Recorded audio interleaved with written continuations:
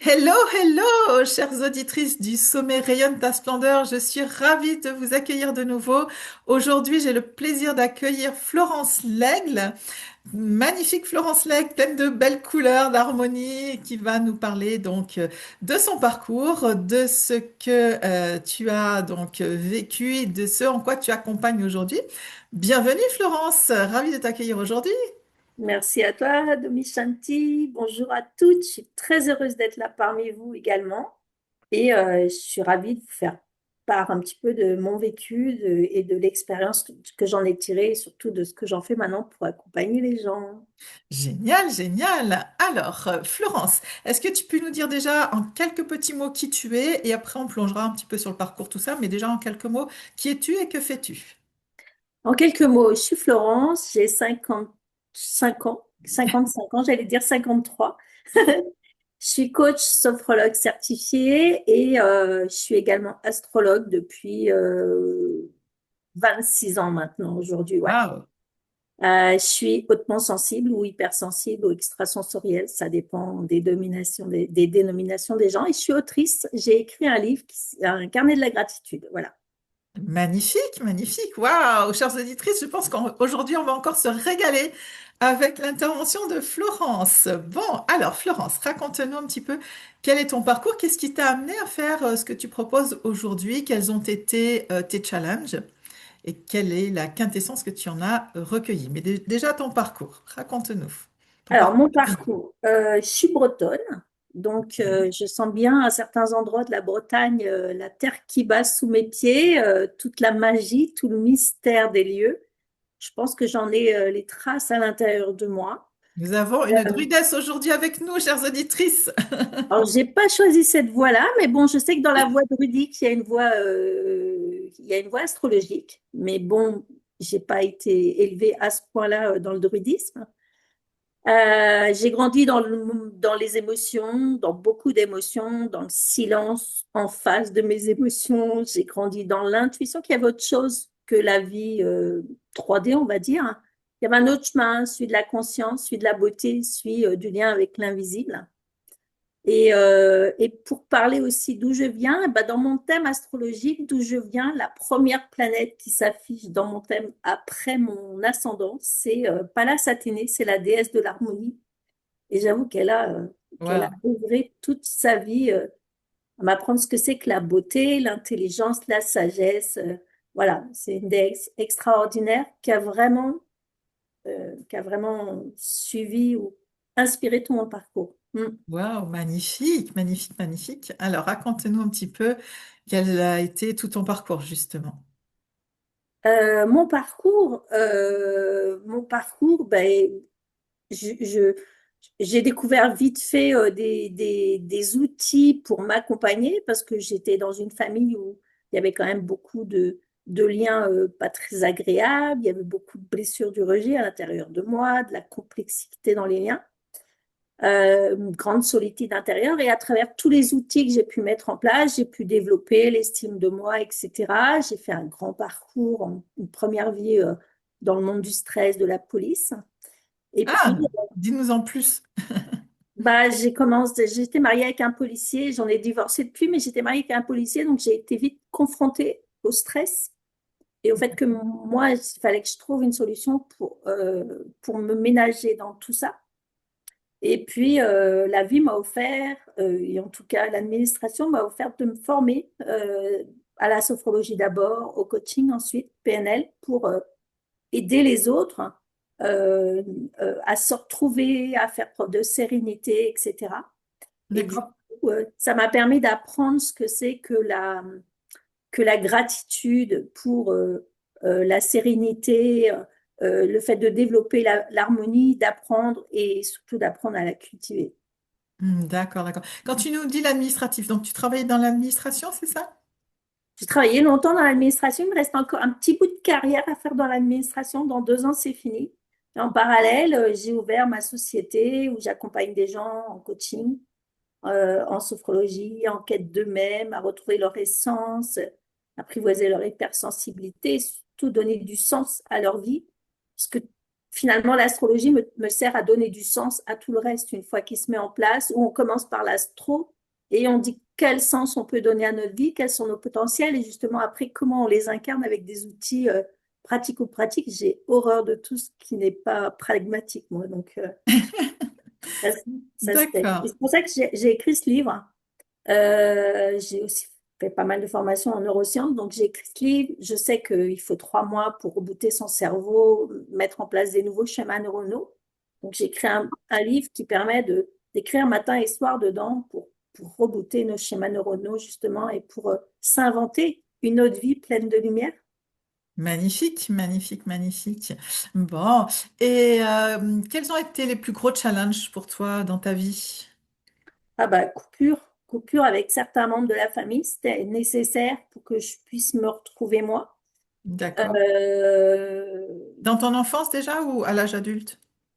Ah, ça a commencé très tôt, hein. Vers l'âge de 11 ans, je sentais que il y avait des choses qui se tramaient. Après, c'est un peu l'idée de la famille où il y a le mouton noir. Tout le monde, le consensus, on va dire général, familial, inconscient se dit, on compte sur elle pour que ça change. Mais à ce moment-là, on se dit aussi, finalement, quand elle essaye de faire changer le système, des fois, il vaut mieux la rejeter quand même. Donc, Ah, voilà, je porte fièrement le fait d'être l'acteur de changement dans ma lignée, n'empêche que parfois, il faut réussir aussi à s'en protéger, s'en libérer et pour pouvoir changer sa vie également. Mm. Donc, d'accord, d'accord. j'ai été amenée à faire ce circuit, ce travail intérieur et retrouver la noblesse d'âme que je pouvais avoir et la mettre au service des gens après. Mm. D'accord, d'accord. Donc, une enfance avec un grand ressenti donc de rejet, de solitude intérieure, de tout ça, c'est ça un petit peu ton parcours? Ça, rejet, solitude, et puis, quête de l'infini, mais pas au sens dogmatique du terme, au sens spirituel du terme. Donc, c'est différent que d'aller à la messe toutes les semaines, Oui. où La il y a sens- un petit décalage déjà là. voilà, la sensation d'un ailleurs et d'autres choses qui peuvent exister sans savoir vraiment pourquoi et pour autant pas envie de rentrer dans le moule des religions, des choses comme ça, c'est ça? Ah, je suis rentrée dans pas beaucoup de mots, non, ça c'est sûr. T'es hors moule, t'es venu apporter Mais- la mais- visibilité hors moule. voilà, c'est ça. À un moment donné, il faut casser le moule, hein, C'est ça. transgénérationnel. Donc, il faut pas rentrer dedans, quoi. Enfin, c'était l'indépendance. L'indépendance et l'harmonie sont vraiment deux signes très importants dans ma vie et deux valeurs que je continue de vénérer, on va dire. D'accord. Et donc après, en tant qu'adulte, quels ont été les challenges marquants dans ta vie? Divorce, une vie très, très challengeante au ministère de l'Intérieur. Puis, à un moment donné, parce qu'il y avait des choses qui devaient s'exprimer depuis les profondeurs de mon arbre généalogique, j'ai fait face à l'endométriose également.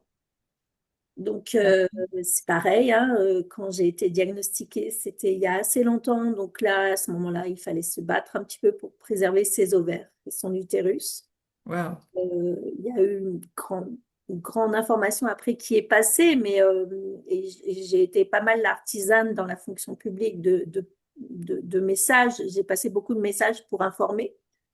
J'ai aussi, pendant un moment, participé à des choses pour certaines femmes qui avaient de l'endométriose pour les aider en sophrologie, pour qu'elles apprennent à gérer mieux leur stress et mieux leur douleur.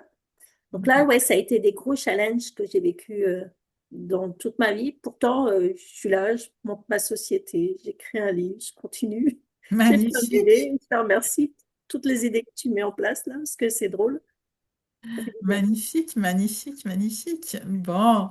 Alors, quelles sont, écoute, trois clés que tu aimerais partager à nos auditrices pour pouvoir les aider, elles aussi, qui traversent des challenges dans leur vie et probablement aussi peut-être des sensations de rejet, que ce soit sur le plan professionnel ou familial, que des sensations de ne pas être à leur place, des sensations peut-être de douleurs physiques ou de pathologies telles que l'endométriose comme toi. Et malheureusement, il y a beaucoup de femmes qui sont touchées par cela.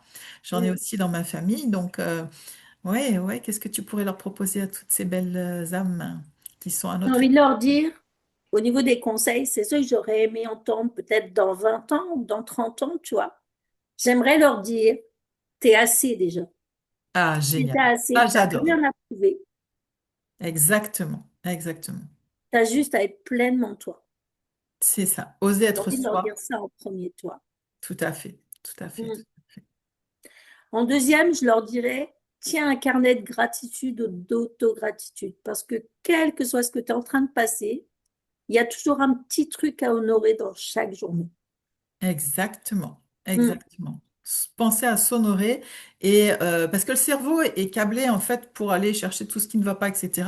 Donc faire l'exercice concret vraiment d'aller se dire tiens, qu'est-ce qui a été bien dans ma journée et qu'est-ce que moi j'ai fait de bien dans ma journée, c'est Mm. vraiment un outil extraordinaire Mm. de rehausse de la confiance en soi et de l'estime de soi, effectivement. Ouais, c'est Tout un à vrai cercle vertueux qu'on peut mettre en place pendant 3 mois et je vous promets, hein, parce que je l'ai testé, au bout de 3 mois, voire un petit peu plus, c'est fini, quoi. On se lève plus le matin avec l'idée qu'est-ce que je vais faire aujourd'hui, ma journée, déjà, c'est de la crotte. Là, non. Quand on commence à se dire aujourd'hui, j'ai ça de prévu, j'ai l'intention de le faire avec le sourire ou de capter le premier sourire qui passe, puis de m'en souvenir toute la journée, quelque chose comme ça. Et puis le soir, se dire, waouh, j'ai fait ça de bien aujourd'hui. Puis je le ressens dans mon corps. Puis même si je suis toute seule, je me prends un petit moment avec ma petite tasse de thé, puis là, je note un petit peu ce que ça me fait à l'intérieur de moi de prendre soin de moi comme ça, tu vois. Ça, c'est la première chose la deuxième chose que je leur dirais. fait. Mm. Ouais, très très bien, très très bien. Et la troisième? Entoure-toi de personnes qui voient ta lumière. Waouh!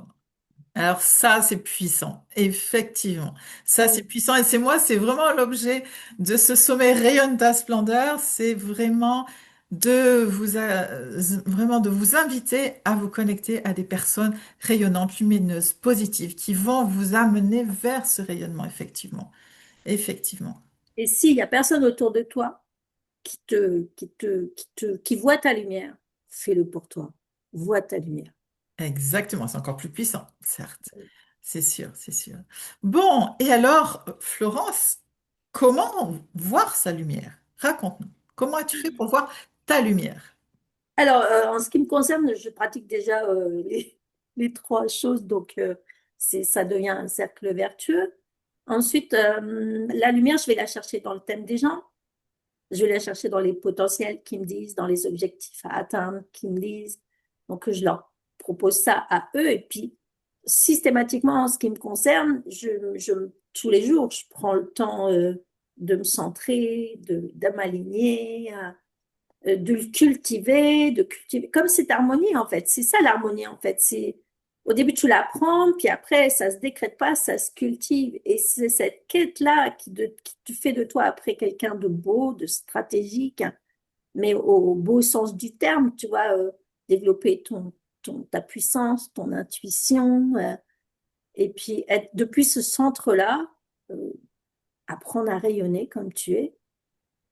D'où le nom du sommet, Rayonne ta splendeur. Ah oui, c'est Effectivement. ça. Ton Effectivement. slogan. Et comment tu fais? Parce que pour beaucoup de nos auditrices qui n'ont peut-être pas encore pris le chemin de la spiritualité, comment fais-tu pour t'aligner? C'est quoi s'aligner pour toi?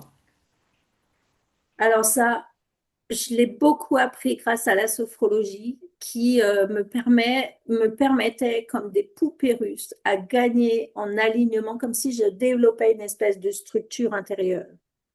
Au fur et à mesure que je contemplais les valeurs qui me sont chères, parce qu'il y a quand même certains degrés de sophrologie, il y a 12 degrés en sophro, et certains degrés parlent beaucoup des valeurs, d'apprendre à marcher avec, euh, après s'être concentré, avoir imaginé des projets positifs, on apprend vraiment à creuser. Et là, ça crée comme un axe, comme si c'était notre colonne vertébrale, et on crée un axe de ce qui nous va bien. Voilà, ça D'accord. commence par ça pour moi, la lumière.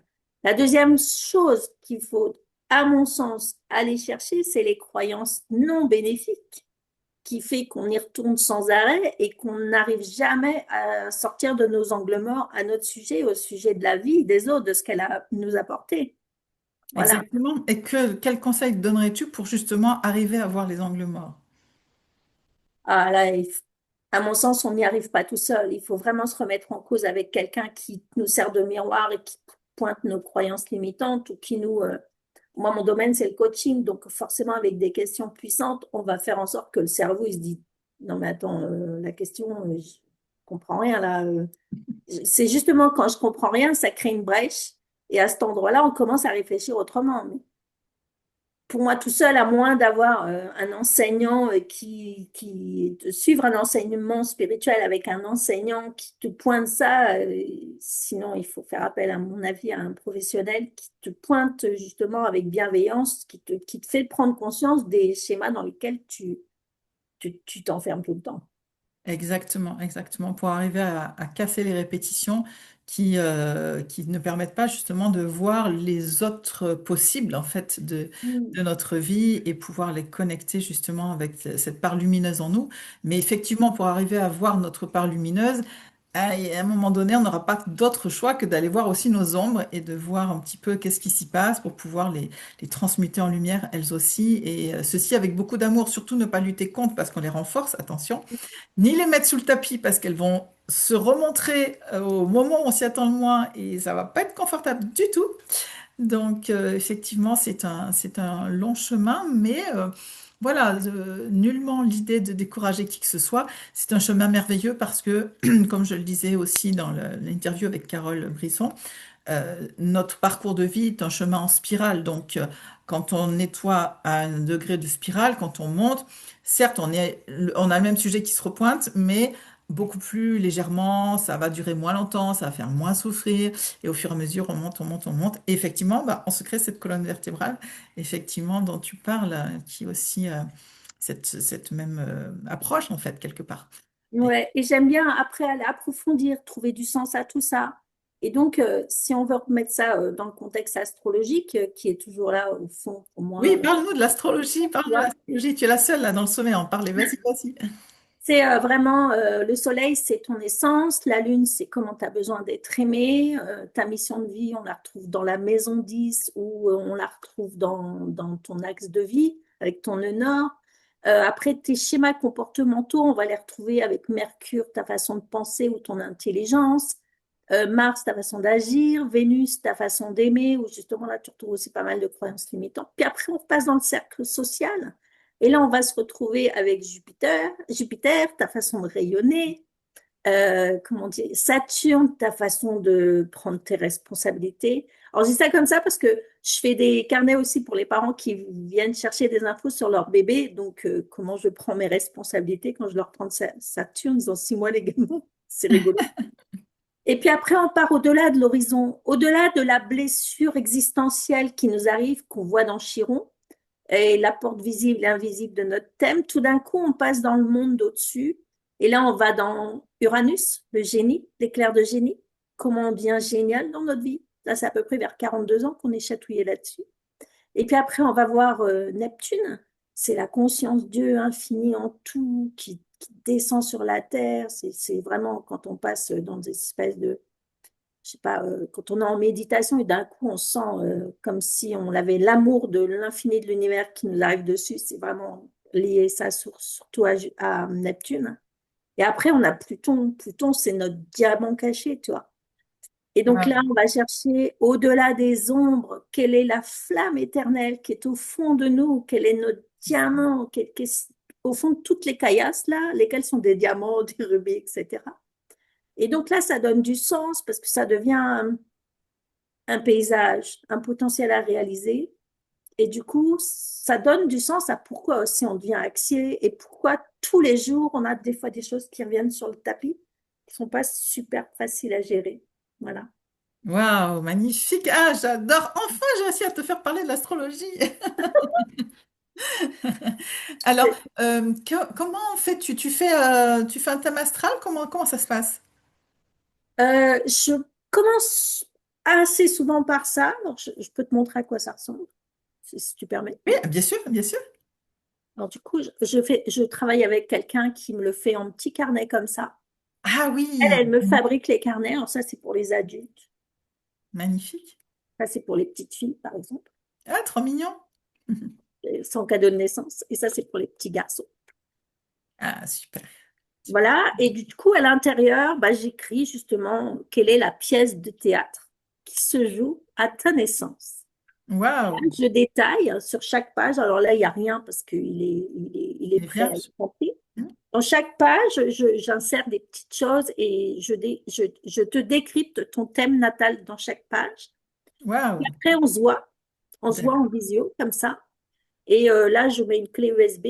Et donc, sur la clé USB, il va y avoir les transits actuels, la révolution solaire, c'est-à-dire ce qui se fiche pendant un an à ta date d'anniversaire. Et puis, je vais t'expliquer aussi où tu en es dans des chemins, des cycles de vie. Tu vois, on a des cycles de 28 ans, on fait des nouvelles lunes, ça s'appelle les thèmes progressés. Et quel que soit ce que la personne vient demander, je regarde toujours si elle est sur une fin de cycle, un début de cycle, si elle est en plein potentiel d'un milieu de cycle. Et du coup, ça donne une façon d'aborder tout ce qui pourrait nous stresser différemment. Bien sûr. Voilà. Donc, je sais pas, moi je suis hypersensible, j'empile les thèmes les uns par-dessus les autres comme si c'était des papiers calques. Je sais pas vendre que le thème natal ou que le thème machin. Il faut que ça soit un ensemble, une vibration et que la personne, elle comprenne ce qu'elle est en train d'essayer de faire avec son inconscience. C'est vraiment des portes qui s'ouvrent à l'intérieur et c'est comme des archétypes de déesses et de dieux qui essayent d'envoyer des vibrations à la personne pour qu'elle comprenne un petit peu ce qu'elle est en train de vivre. Et c'est ça qu'on va décoder ensemble. Waouh. Magnifique, puissant, puissant, puissant. Bon, et donc tout ça, ça ramène bien sûr à remonter l'estime de soi, si j'ai bien compris, et la confiance en soi. Oui, parce qu'on rentre dans un cercle vertueux, on apprend à pas se taper sur la tête quand on ne sait pas, ou on apprend à tenir compte. Ce qui peut devenir pour nous un défaut, enfin, ce qui est pour nous un défaut actuellement peut être accepté comme une qualité. Il y a quelque temps, j'ai eu un monsieur qui me disait, ah, mais je suis tellement têtu. Je dis, non, t'es pas têtu, t'arrives, t'as une vie, t'as d'autres vies, t'as été un homme de pouvoir, t'es pas têtu, t'es engagé, quoi. Et déterminé, T'es voilà. déterminé, c'est pas de l'entêtement. Eh oui. Travailler dans d'autres vies, une autre façon d'être en relation avec les gens. Et du coup, bah là, ça s'entend dans ta vibration, mais c'est pas un défaut, quoi. C'est peut-être quelque chose qu'il faut que tu amènes de façon plus subtile dans ta vie maintenant, mais c'est pas un entêtement, t'es pas un bourrin. Magnifique. Et donc, tu as accès aux vies antérieures, c'est ça? Si je décode là, à travers ce que tu viens de dire? Oui, bah il y a l'astrologie karmique, ça existe, donc ouais, on peut décoder des choses karmiques. Enfin, moi perso, je suis capable de dire ce qui m'arrive dans mon thème et où est la part karmique là-dedans et pourquoi j'ai ça et ça à vivre, ouais. Oh, waouh, chères auditrices, waouh, waouh, waouh, quelle puissance tout ça. Magnifique, magnifique. Bon, Après, les gens viennent pas forcément à moi que pour l'astrologie, mais souvent, j'aime bien que ça me serve de base pour accompagner les gens en estime de soi. Et puis, parce que moi, j'ai une bonne relation avec Pluton, je suis très connectée au ciel sur la relation à l'argent.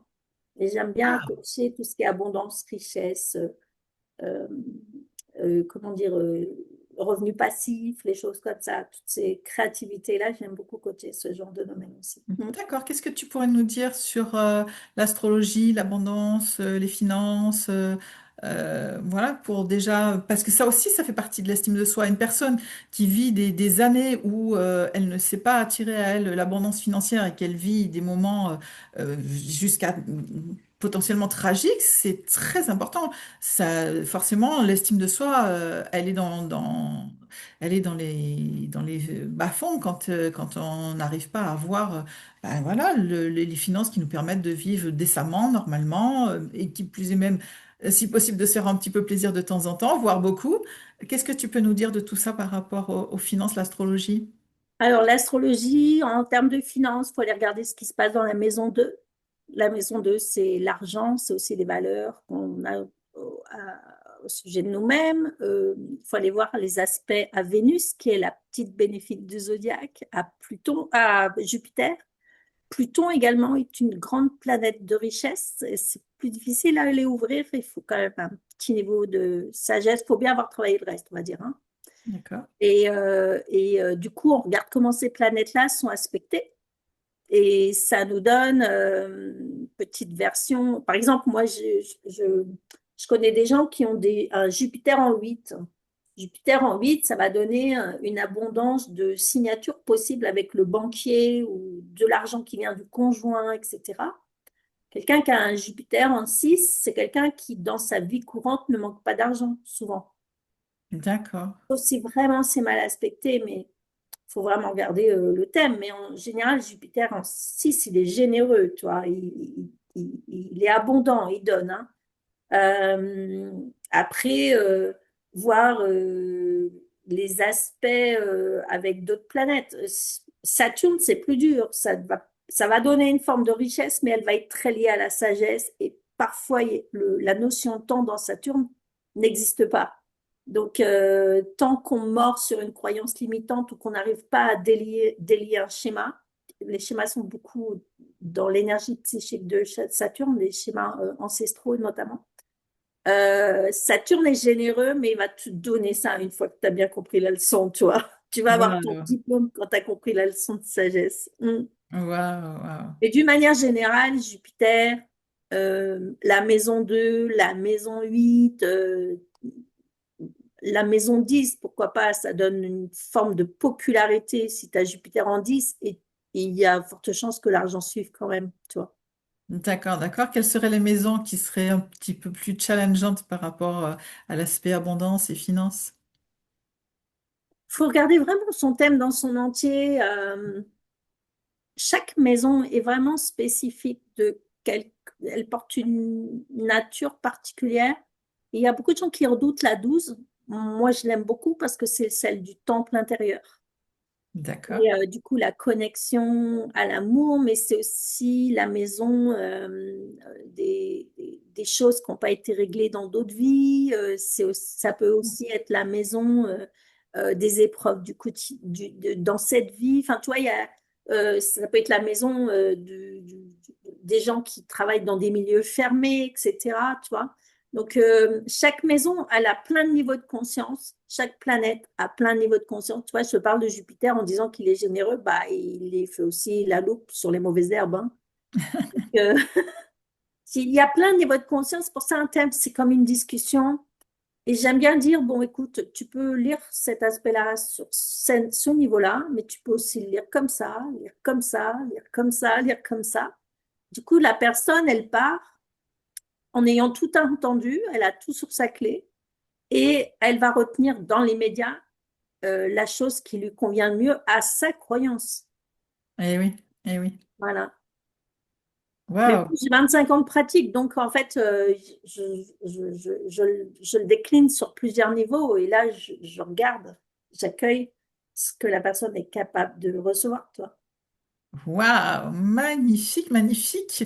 Très intéressant, passionnant, n'est-ce pas, les auditrices? Je crois on boit tes paroles. J'espère qu'on les a pas perdus surtout. Pardon? J'espère surtout qu'on les a pas perdus. Non, non, non, non, non, je pense que tout le monde est là.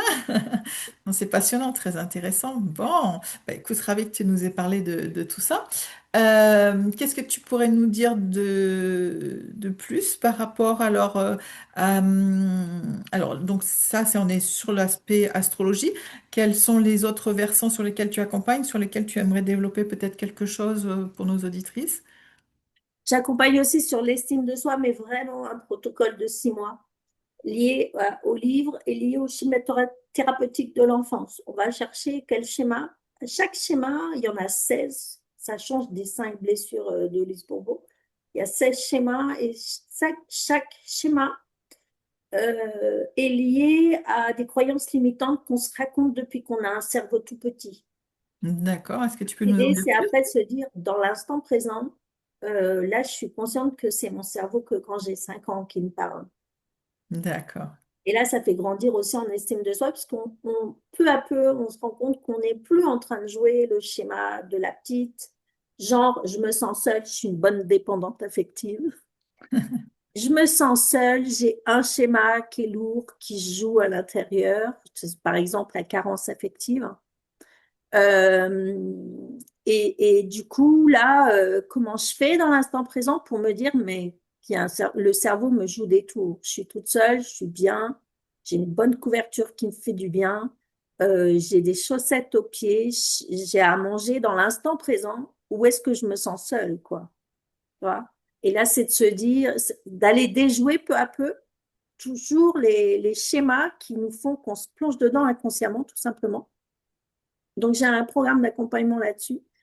Et comme je te le disais, j'ai aussi, donc là, on met en place aussi mon livre qui a été préfacé d'ailleurs par deux personnes qui sont très pros dans leur domaine. J'ai de la chance, j'ai beaucoup de chance. Moi, j'ai reçu beaucoup de guides hein, dans ma vie. Il y a beaucoup de gens qui se sont manifestés, qui m'ont donné beaucoup. Magnifique. Et j'ai le troisième programme qui est relation à l'argent. Et si je devenais investisseuse, et si je déclenchais des revenus passifs dans ma vie, c'est quoi la liberté financière? Voilà, j'aime bien travailler là-dessus.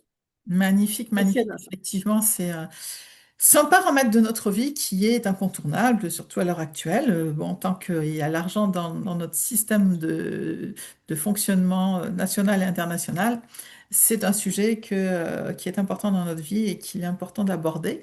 Donc, Mm.